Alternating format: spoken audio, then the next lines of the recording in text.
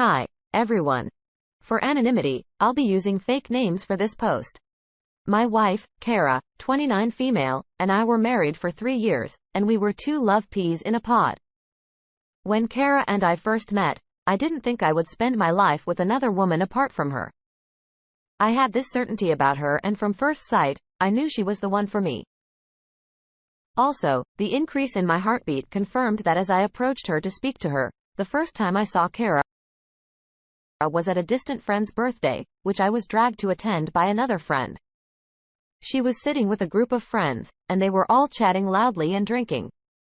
It was a late-night party, and there was so much to drink, but I didn't drink more than a glass because I wanted to be in the right state of mind for work the following day. The thing is, I used to be a timid person, and approaching ladies, gorgeous ladies like Kara, was a big deal for me.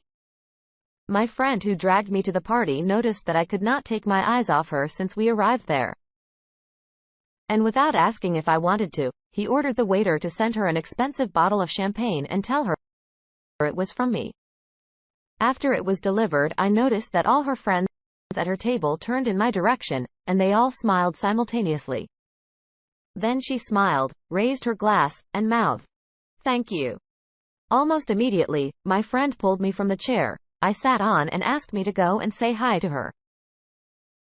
He knew I had been single for more than 4 years, and he wanted me to maximize my once in a blue moon pool of attraction I felt. He knew I wouldn't like the idea, but he kept insisting. And after persuading and trying to convince me for nearly 15 minutes, I summoned the courage, walked to her table and asked if we could talk privately. Her friends excused her, and we sat at a different table. We didn't say a lot that night because I was stunned by her beauty. And to be honest, it had been years since I talked to a woman about something that wasn't work-related. I worked as a programmer at a prominent tech firm in our city and considered anything other than work a waste of my time. We introduced ourselves to each other, and I found out she was currently doing her PhD. Even without saying so much, I'm sure my constant blushes and ear-to-ear grin had given me out that night. When we delved into her work life, I discovered she worked part-time as a junior writer/editor at a publishing company, and I believed her because she sounded intelligent, and there was something about the way she spoke. After our little chit-chat that night, we exchanged contacts and I left the party because I had to rest for a few hours before going to work the following morning. We had our first official date about a week later, because I was caught in the web of deadlines, and she claimed she was busy too. Our first date was more fun than the night we met. We talked about so many things, and I loved that she was very free-spirited. She smiled and laughed wholeheartedly, and it was evident that she enjoyed our conversation and our time together. After our first date, we hung out more often and visited each other's apartments. Before we started dating, she would come over to my place on weekends, and we would try cooking a meal together from a cookbook, baking pastries with strange names, or we would just do something fun. As weeks passed, we got closer to each other, and I could not go to bed without thinking about her every night. I saw all the signs that convinced me she was the one for me, and I kept imagining what it would feel like to spend the rest of my life with Kara. As friends, I took her shopping and got her flowers and the things I knew she loved. I knew she loved me too, and I also knew she wanted me to ask her out. Her body language said it all. And eventually, I did, and she said yes. For me, money was not a problem. I was well paid, and most importantly, I loved to spoil Kara because it made me happy. We ended up dating for only 13 months, and we got married. We had a beautiful beachside wedding. Karen wanted that since childhood, and I was happy to do that. The wedding was small, because we wanted to use part of the money for our vacation, and we did that. The first 2 years of our marriage were heaven on earth. Kara and I were much more in love with each other than when we were dating. Our bond grew stronger, and we literally did everything together. In fact, I only had breakfast, lunch, or dinner if I had it with Kara. We would eat together in the morning before she left for work, lunch would be at a restaurant close to her office, and we always had dinner together when she returned home. Even when she had to spend extra time in the office, I always waited for her to come home so we could eat together. Aside from eating together, we had the rule of going to bed early. So we could bond, get intimate, and talk about random things before sleeping off. Already in our first year of marriage, I had been promoted to a senior programmer in the firm I worked for, and my work became 100% remote unless I chose to go to the office. Kara was also done with her PhD and now working full-time as a writer/editor in her publishing company, which also came with an increased workload. Unfortunately, a year after Kara started working as a full-time editor for the publishing company, she got laid off. The company was cutting down on staff, and Kara also had to go. This was in the third year of our marriage, which changed many things between us. Being sacked took its mental toll on her, and she slowly became depressed. We no longer talked like we used to or did our usual weekend cooking tradition. She became a shadow of herself, and it hurt me to see her that way. I even offered to double what she was paid at the publishing company, hoping it would brighten up her mood or cheer her up, but it didn't. She told me she wasn't working there because of the money, but because it was always her dream to work as an editor in that particular organization. Despite shuffling her house and her parents' house, Kara was still not herself, and I was becoming more concerned. It wasn't until a friend of mine recommended that she talk to a therapist, and that was when we began to see changes. Slowly, she became more active and the vibrant, cheerful woman I used to know. She met with her therapist 3 times a week, and I even insisted that she made it 4 times a week because I was impressed with the results I saw. I wanted her to be fully back to how she used to be. So bad that I didn't notice something else happening between her and the therapist. I was cleaning the house to surprise her the day I found out. She had gone to her parents' house the previous day, and I didn't want her to come home and clean. I even went grocery shopping to make her favorite meal and got scented candles to make her dinner special. I cooked first so I could clean up at once. I was in our room cleaning and folding clothes in the wardrobe when my hands touched a small journal that was partly tucked under a pile of clothes.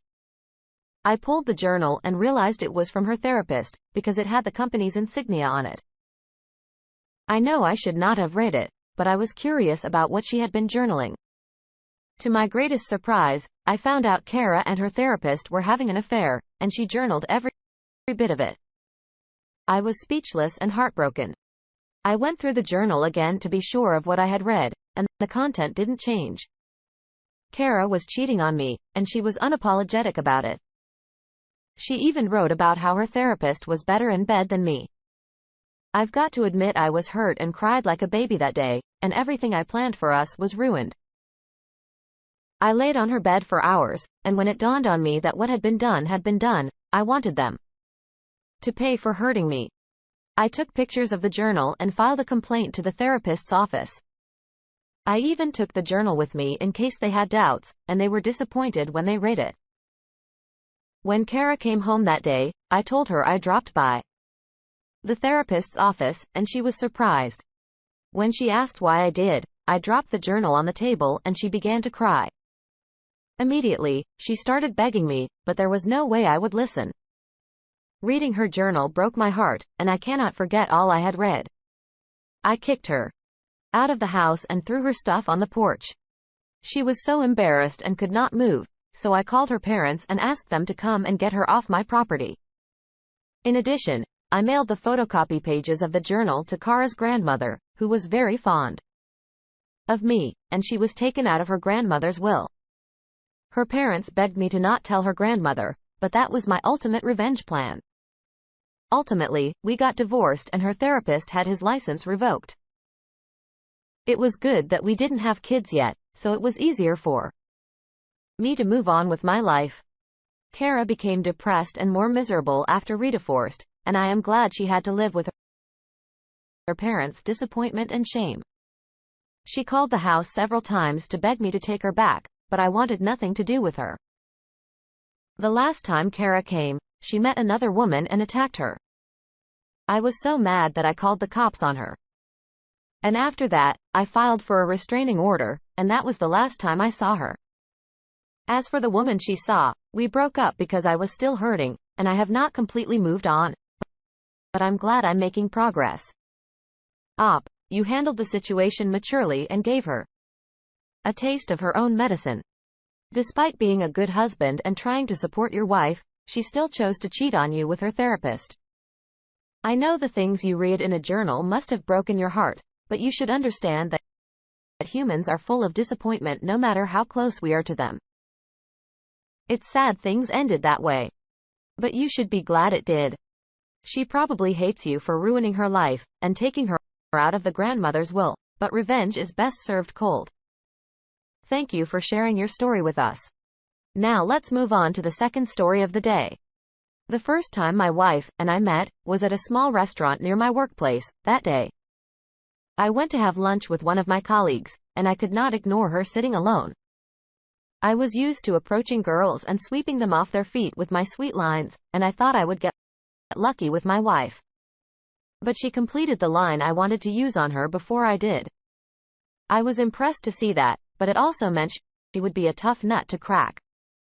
And like I had predicted she was, instead of blushing and smiling like other women, she locked her eyes with mine, fate to smile, and continued eating her food.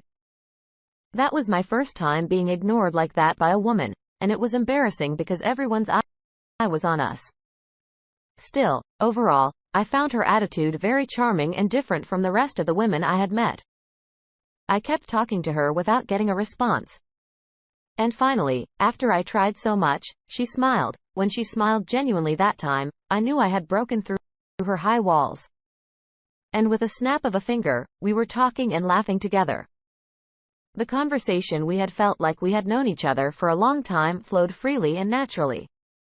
Despite being complete strangers, we chatted like best friends who had not seen each other in a while.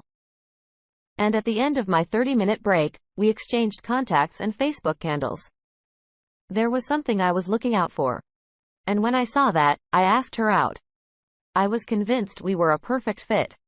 And I didn't want to make the same mistake I made with my ex-girlfriends. Of course, she said yes, and we became inseparable.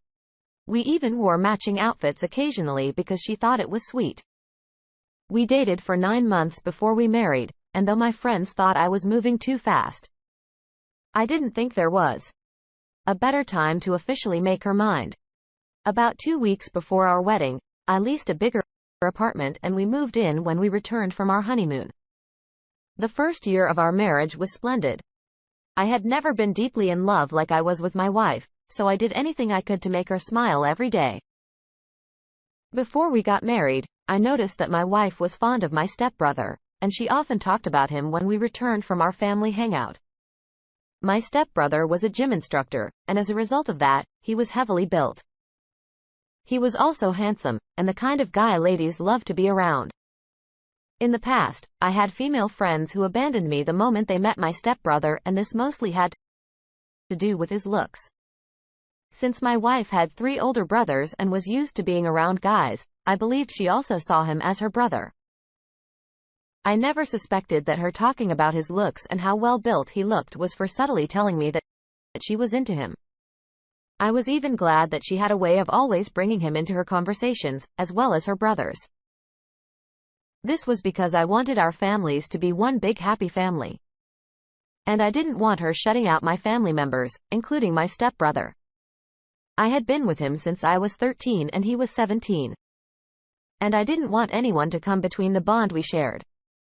On my 28th birthday, my wife decided to throw a surprise birthday party for me at home, and she tricked me into coming home early from work that day. I had to take the family emergency excuse to leave work early only to go home to a packed house. My parents, stepbrother, and some of my friends were there, and my wife's parents and her older brother were there too. The surprise worked, and I was so happy to see everyone at my house that evening. It was a small party with a lot to eat and drink. By this time, our marriage was already 1 year old, and we didn't have any children yet. After eating and drinking, everyone decided to hang around, since they were mostly family members and close friends. Also, it was pouring heavily outside, and no one had the excuse of going to work the next day since it was a Saturday. Everyone in the room was an adult, and in no time, we were arguing about politics and our economic crisis. The conversation grew intense as we all tried to outtalk one another, and that was when I noticed my wife was not with us. I didn't even notice when she left because she was sitting behind me, so I asked around for her. Everyone said they had not seen her until her mom casually said she had seen her walk down the corridor with my stepbrother. At first, I didn't want to go and look for them, but after some minutes, and I didn't see them or hear their voices. I excused myself. Walking down the corridor, I paid attention in case I heard voices, but I didn't hear a sound. When I didn't hear a sound, I felt something was wrong, but I couldn't tell what it was. As I approached our room, I began to hear soft muffled moans, and my heart nearly dropped in my stomach. I walked closer to our room, pressed my ear against the door and could not believe what I heard. I was devastated and heartbroken, but I had to keep myself together. A part of me wanted to go in there and give them the beatings of their lives, but I knew it would only complicate things. So I slowly pushed the door open and luckily, they didn't hear a creak because they were so busy. I turned on my phone video recorder, recorded them, and quietly returned to the living room. About 15 minutes later, my stepbrother returned first, and some minutes later, she came in. She changed her clothes and took her bath so no one would suspect anything. When we were complete, I asked if everyone wanted to see a movie and they all agreed. Then I told my wife to go and make popcorn for everyone. While she was making the popcorn, I transferred the video I had recorded to my flash drive, so I could plug it into my large screen television. We were settled as soon as the popcorn was shared with everyone. I played the video, and though they did not understand at first, their mouths eventually fell when they watched the video. My wife and stepbrother were the most surprised ones, and they could not say anything or defend themselves. They sat there speechless. Our parents were shocked and disappointed, and none of them could say anything. They were all ashamed and expected me to react in a certain way, but I didn't. Immediately after the video ended, I asked my wife and stepbrother if they liked the movie, but they couldn't maintain eye contact. Finally enough, it stopped pouring at the same time, but no one made an attempt to leave. When my wife could not bear the silence anymore, she started crying and begging. Her mom was so angry that she yelled at her, but she didn't stop. I went into our room and packed her things so she could leave with her parents, and eventually she did. No one dared beg on her behalf. Not even her parents. My stepbrother left before my parents, but what he had done caused a rift between us. Everyone left that day with their heads buried in shame, especially my wife. And there's no need to ask if I divorced her because I did. It was even worse because I never spoke to her again. I didn't only cut ties with her. I did with my stepbrother too, and things never remained the same in my family. It's been 2 years now, and I'm finally able to tell this story because I have been able to let go. Though it hurt a lot, and I still don't think she deserved forgiveness, I had to do it for myself. I met another woman. And we're taking things one step at a time. OP, why would you keep hurting for a woman who cheated on you with your stepbrother, not minding that the whole family was in your house? That's pure evil and disrespect. Both of them were toxic and you did the right thing by cutting ties with them. That was the height of betrayal, and none of them deserves to be in your life. I do not think she would have only cheated on you with your stepbrother. Maybe she would have done the same with other attractive men, so consider this good riddance of taking out the trash. I hope you are able to heal from this. Thank you all for taking the time to listen to today's stories. If you enjoyed listening, please feel free to like and subscribe if you haven't already. Also, comment below with your thoughts on what happened. If there is a story you would like to share with me about your own situation or someone else's, then please do not